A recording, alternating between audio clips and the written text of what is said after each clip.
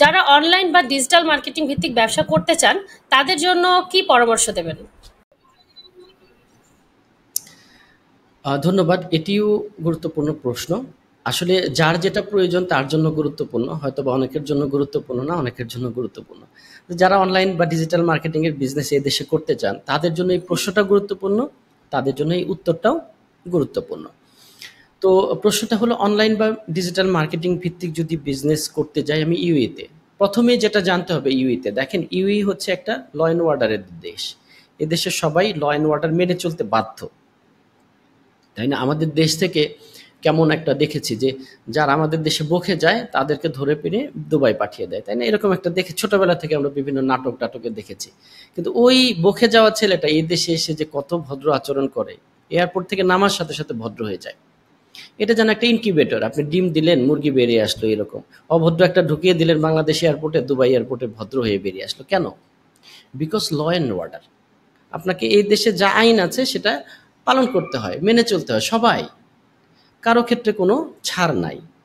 আমরা দেখেছি না যে এই দেশের শেখ মহোদয় যারা আছে সম্মানিত অনারেবল, তারাও পেডেস্ট্রিয়ান ক্রসিং এর সামনে যে গাড়ি থামিয়ে দিচ্ছে, পেডেস্ট্রিয়ানরা পার হচ্ছে তারপর যাচ্ছে, কত বড় মহান তাদের আচরণ।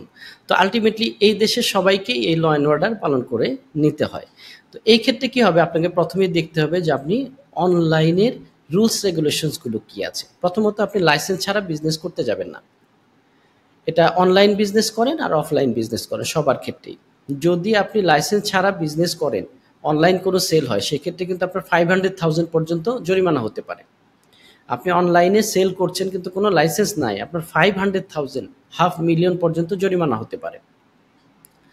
তো এই ক্ষেত্রে এটা খেয়াল রাখবেন যে অনলাইনের বিজনেসগুলো আবার আপনার এটা ছাড়াও আপনার ডিপোর্টেশন দিয়ে দিতে পারে, ফাইন্যান্সিয়ালি ছাড়াও আপনার অ্যাসেট জব্দ করে ফেলতে পারে। তো আমাদের খেয়াল রাখতে হবে প্রথমে ল অ্যান্ড অর্ডারটা আমাদেরকে মেনে রাখতে হবে, বিজনেস লাইসেন্স নিয়ে তারপর বিজনেস করতে হবে, এটা যেন খেয়াল থাকে। এটা ছাড়া আপনার খেয়াল রাখবেন যে আপনার যেহেতু অনলাইন ই কমার্স বিজনেস করতে চাচ্ছেন, অনলাইনে বিজনেস, আপনার ওয়েবসাইট তো অবশ্যই থাকতে হবে, ওয়েবসাইটের ইমেজ বাড়াতে হবে, ইউজার অ্যাপটা যেন ভালো থাকে। অনেক সময় দেখা যায় যে ডাউনলোড হতে চায় কি হয় না। আপনি মনে রাখবেন ক্লায়েন্ট আপনার অ্যাপস বা ওয়েবসাইট বেশিক্ষণ ভিজিট করবে না, যদি না হয় 2-3 সেকেন্ডের মধ্যে, তাহলে আর আপনার এখানে আসবেই না। আপনাকে ওই যে যেটা বলেছিলাম ট্যাক্স ভ্যাট সংক্রান্ত কি নিয়ম আছে, আপনার সেই জিনিসগুলো আগে জেনে নিতে হবে। আপনি কোন জায়গায় করতে চাচ্ছেন সঠিকভাবে, সেই জায়গাটাকে আপনাকে সঠিকভাবে করতে হবে। যে আপনি কি ই-কমার্স মেইনল্যান্ডে করবেন, মানে ডিজিটাল মার্কেটিং এর বিজনেসটা মেইনল্যান্ডে করবেন না ফ্রি জোনে করবেন, কোনটা আপনার জন্য সুবিধা হবে? আপনি দুবাই করবেন না আবুধাবি করবেন না রাসেল খাইমা ফুজাইরা, আজমান উমুল কোয়েন, কোথায় করবেন সেটা আপনাকে আগে বের করতে হবে। দেখেন ভাই, একটা লাইসেন্স, একটা বিজনেস অনেক বড় একটা ডিসিশন। এই যে না এসে অন্যের কাছে শুনে হুট করে এসে আপনারা বিজনেস লাইসেন্স পরিচালনা করেন, ওপেন করেন, এটা একেবারেই ঠিক না।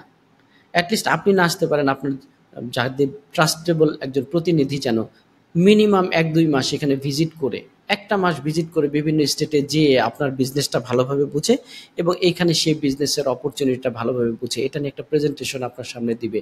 এরপর আপনারা যারা এক্সপার্ট আছেন তারা ডিসিশন নেবেন।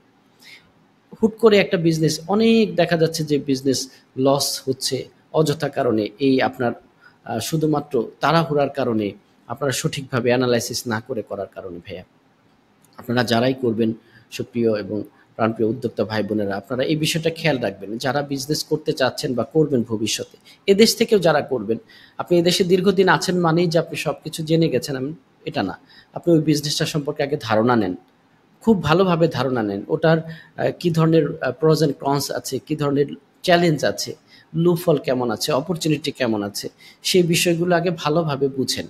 বুঝে তারপর আর যেহেতু আপনার সোশ্যাল মিডিয়াতে আপনাকে অনেক অ্যাক্টিভ থাকতে হবে, যেহেতু আপনার ডিজিটাল মার্কেটিং এসইও ব্যবহার করে আপনার ব্র্যান্ডিংকে ইনক্রিজ করতে হবে। অনলাইন পেমেন্ট গেটওয়ে যেভাবে ইন্টিগ্রেশন, এটা আপনাকে করতে হবে। গ্রাহক সেবার ক্ষেত্রে রেসপন্সটা খুব গুরুত্বপূর্ণ।